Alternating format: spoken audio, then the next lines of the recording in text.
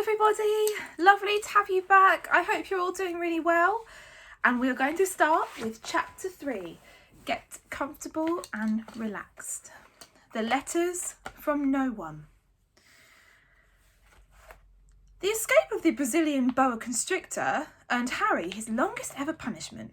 By the time he was allowed out of his cupboard again, the summer holidays had started, and Dudley had already broken his new cinema camera, crashed his remote control airplane, and, first time on his racing bike, knocked down old Mrs. Fig as she crossed Privet Drive on her crutches. Harry was glad school was over, but there was no escaping Dudley's gang, who visited the house every single day. Piers, Dennis, Malcolm and Gordon were all big and stupid, but as Dudley was the biggest and stupidest of the lot, he was the leader. The rest of them were all quite happy to join Dudley in Dudley's favourite sport, Harry hunting. This was why Harry had spent much time as possible out of the house, wandering around and thinking about the end of the holidays, where he could see a tiny ray of hope. When September came, he would begin going off to secondary school, and for the first time in his life, he wouldn't be with Dudley. Dudley had a place at Uncle Vernon's old school, Smeltings. Piers Polkiss was going there too. Harry, on the other hand, was going to Stonewall High, the local comprehensive. Dudley thought this was very funny. They stuffed people's heads down the toilet the first day at Stonewall, he told Harry. Want to come upstairs and practice? No thanks, said Harry. The poor toilet's never had anything as horrible as your head down it. It might be sick. Then he ran away, before Dudley could work out what he'd said. One day in July, Aunt Petunia took Dudley to London to buy his Smeltings uniform, leaving Harry at Mrs. Fig's. Mrs. Fig wasn't as bad as usual. It turned out she'd broken her leg tripping over one of her cats, and she didn't seem quite as fond of them as before. She let Harry watch television and gave him a bit of chocolate cake that tasted as though she had had it for several years. That evening, Dudley paraded around the living room for the family in his brand new uniform. Smeltings boys were maroon tailcoats, orange knickerbockers, and flat straw hats called boaters. They also carried knobbly sticks used for hitting each other while the teachers weren't looking. This was supposed to be good training for later life. As he looked at Dudley in his new knickerbockers, Uncle Vernon said gruffly that it was the proudest moment of his life.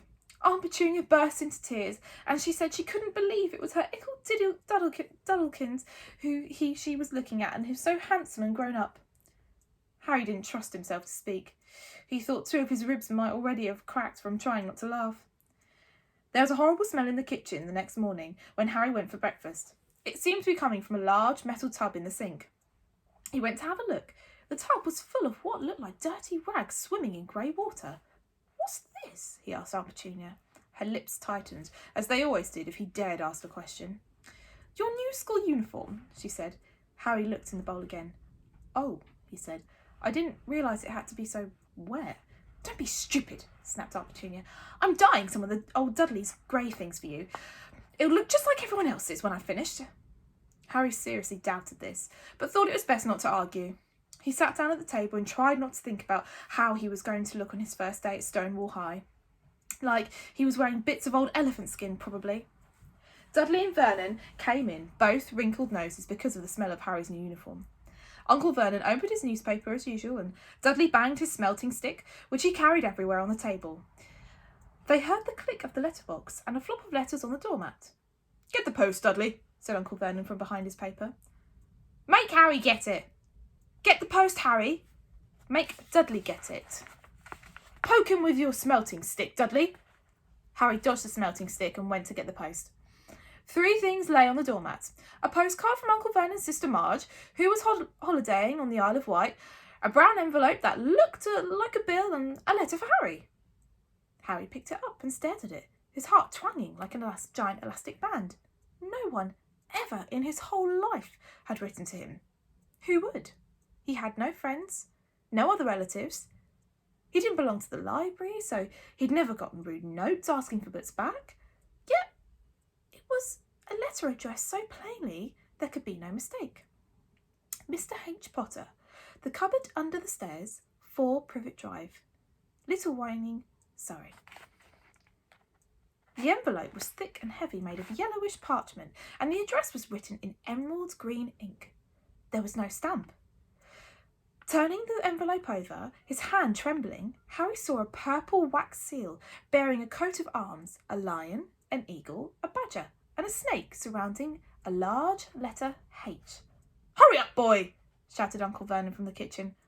"What are you doing? Checking for letter bombs?" He chuckled at his own joke. Harry went back to the kitchen, still staring at his letter. He handed Uncle Vernon the bill and the postcard, sat down and slowly began to open the yellow envelope. Uncle Vernon ripped open the bill, snorted in disgust, and flipped over the postcard. "Marge is ill," he informed Aunt Petunia. "Ate a funny woke." "Dad!" said Dudley suddenly. "Dad! Harry's got something!"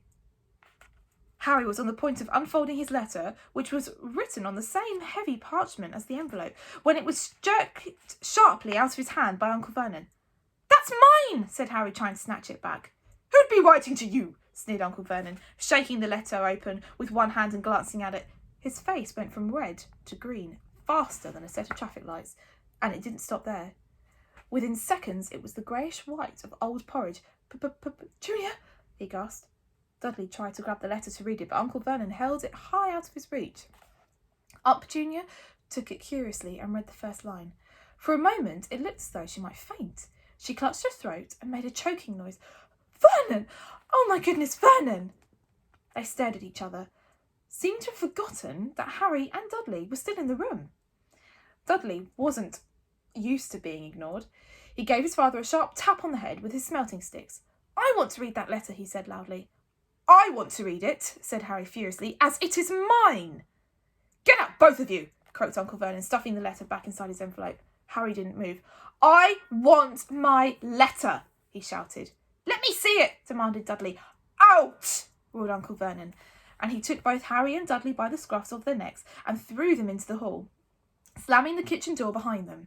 Harry and Dudley promptly had a furious but silent fight over who would listen at the keyhole. Dudley won. So Harry, his glasses dangling from one ear, lay flat on his stomach to listen at the crack between the door and the floor. "Vernon," Aunt Petunia was saying in quivering voice, look, the address. How could they possibly know where he sleeps? You don't think they're watching the house?" "Watching? Spying? Might be following us," Uncle Vernon muttered wildly. "But what should we do, Vernon? Should we write back? Tell them we don't want—" Harry could see Uncle Vernon's shining black shoes pacing up and down the kitchen. "No," he said firmly. "No, we'll ignore it. If they get an answer, yes, that's the best. We won't do anything. But I'm not having one in the house, Petunia. Didn't we swear when we took him we'd stamp out that dangerous nonsense?" That evening, when he got back from work, Uncle Vernon did something he'd never done before. He visited Harry in his cupboard. "Where's my letter?" said Harry the moment Uncle Vernon squeezed through the door. "Who's writing to me?" "No one. It was addressed to you by mistake," said Uncle Vernon shortly. "I've burned it." "It was not a mistake," said Harry angrily. "It had my cupboard on it." "Silence!" yelled Uncle Vernon, and a couple of spiders fell from the ceiling. He took a few deep breaths and forced his face into a smile, which looked quite painful. Yes, Harry. About this cupboard. Your aunt and I have been thinking. You really are getting a bit big for it, and we think it might be nice if you moved into Dudley's second bedroom." "Why?" said Harry. "Don't ask questions," snapped Uncle Vernon. "Take this stuff upstairs now." The Dursley's house had 4 bedrooms. One for Uncle Vernon and Aunt Petunia, one for visitors, usually Uncle Vernon's sister Marge, and one where Dudley slept, and one where Dudley kept all the toys and things that wouldn't fit into his first bedroom. It only took Harry one trip upstairs to move everything he owned from the cupboard to his room. He sat down on the bed and stared around him. Nearly everything in there was broken. The month-old cine camera was lying on top of a small working tank Dudley had once driven over next door's dog. In the corner was Dudley's first ever television set, which he had put his foot through when his favourite programme had been cancelled. There was a large bird cage, which had once held a parrot that Dudley had swapped for school for a real air rifle, which was on a shelf up all the end bent because Dudley had sat on it. Other shelves were full of books. They were the only things in the room that looked as though they hadn't been touched. From downstairs came the sound of Dudley bawling at his mother. "I don't want him in there! I need that room! Make him get out!" Harry sighed and stretched out on the bed.